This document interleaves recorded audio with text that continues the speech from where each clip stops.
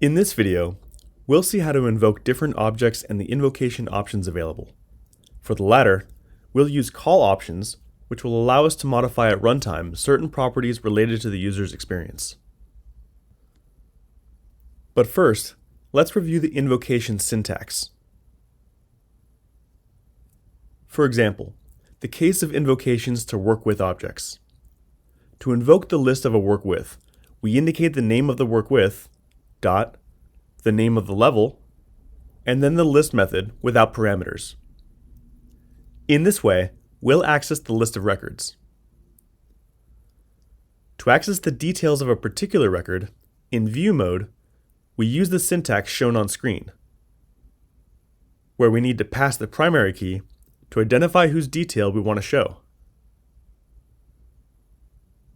For the detail in edit mode, we need to indicate the mode: insert, update, or delete. That is, if it'll be a new record, or an update or deletion of an existing one. In the case of insert, we have two options, including not to pass any parameter so that the user can enter all the data from scratch. Or, if we want to already initialize some values in that insert, we must pass them in a business component. For this case, we must previously initialize in the business component the values that we want to pass, and then those values will appear initialized on the screen. And for the cases of update and delete, we must pass by parameter the primary key of the record that we want to delete or update.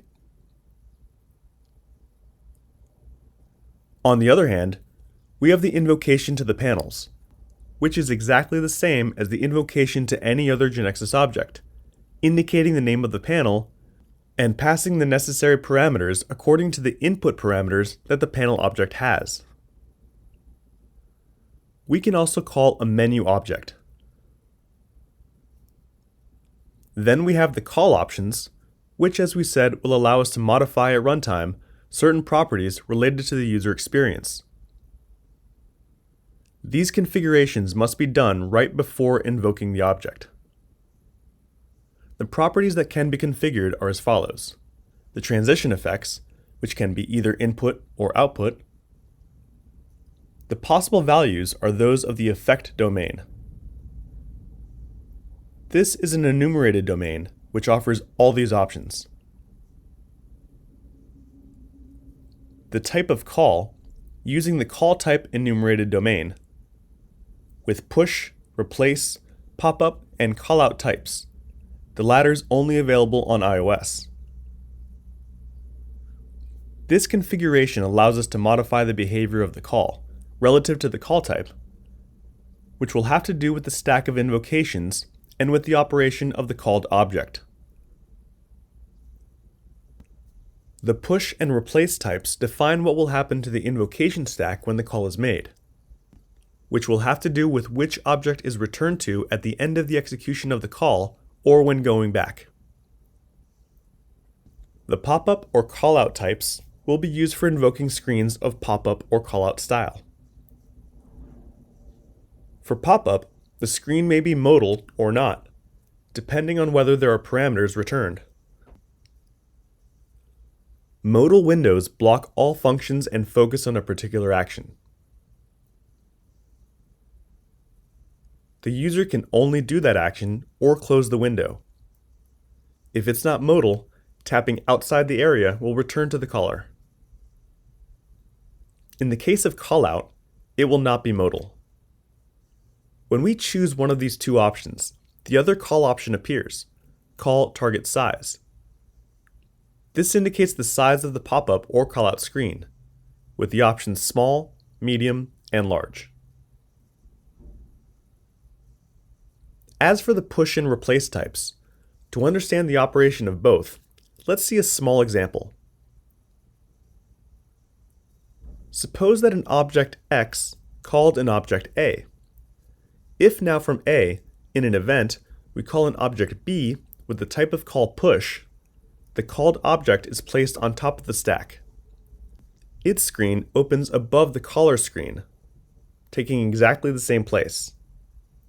And, to continue running, the caller waits until the execution of the called object B is finished, which is thus removed from the stack.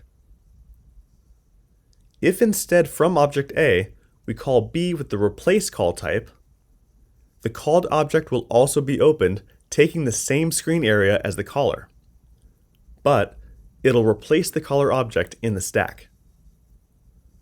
So when the execution is finished, it will not continue to run A's event, but it'll return to the object that was previously in the stack. In this case, the object, X. Now, regarding pop-up and callout, let's look at the pop-up type.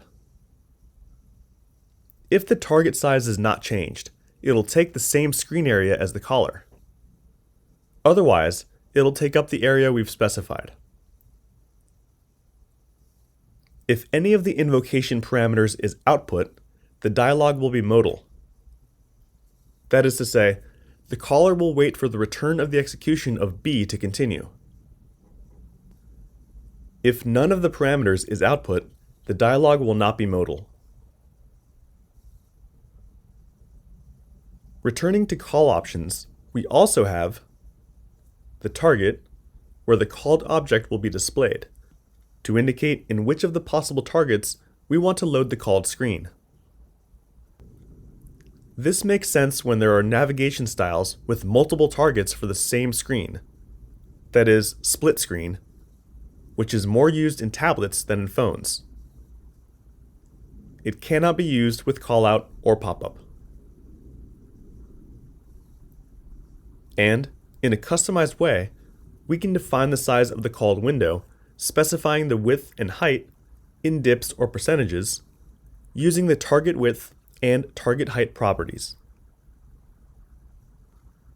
For example, if we wanted to call a panel as a pop-up with a medium size, we could configure the type and target size properties as shown on the screen, and then call the object as usual.